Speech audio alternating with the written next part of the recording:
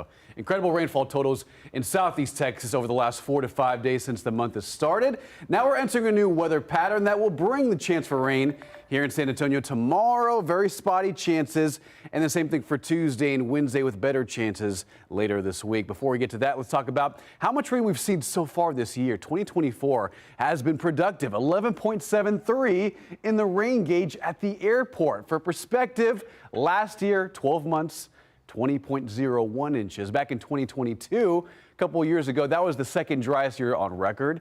And in 12 months, we picked up 11.51 inches of rain.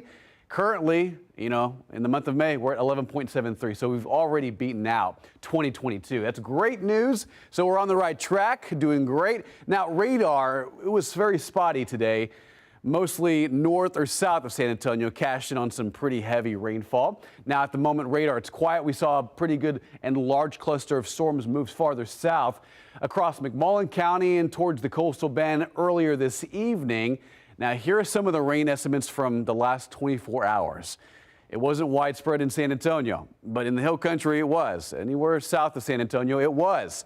And you'll see in some of these green areas, that's indicating upwards of 2 to 3 inches of rain. Now, zooming into Bexar County, it was hit or miss earlier this morning and earlier this afternoon. Very scattered, spotty, isolated activity across Bexar County.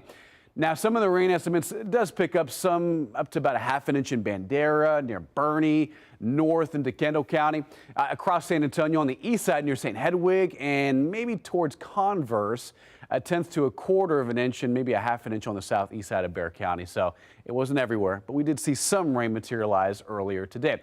Temperature-wise, we're at 75, dew point at 71, so we're not going to cool down all that much. We can't go below that dew point.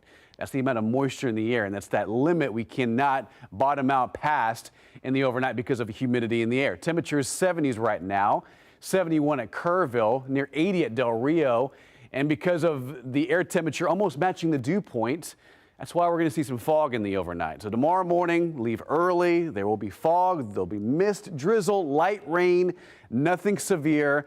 And there will be some scattered stuff through about 9 and 8 a.m. Scattered light rain, maybe an isolated downpour, nothing severe. Temperatures mid-80s, and then another chance at rain in the afternoon for some isolated activity. Let's show you what that looks like. Tomorrow morning, 7 a.m., light rain, lower to middle 70s.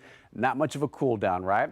By 4 p.m., 1 or 2 showers around the region. Most of us staying dry. As a matter of fact, areas out west seeing clear skies. Temperatures rebounding into the 90s tomorrow. And that's the, we're foreshadowing that just because of how much heat's in the forecast because of a ridge of high pressure later on this week. Now, before that, a severe threat for North Texas and Oklahoma, where they will see a few storms move through tomorrow because of a few upper level disturbances. And right now, that'll start to draw in some cooler air by the end of the week.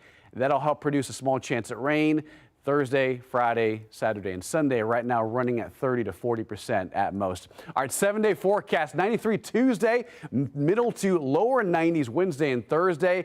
Here comes that brief cool down near average, 83 on Friday, 82 on Saturday, with just a small chance at isolated showers and an isolated storm.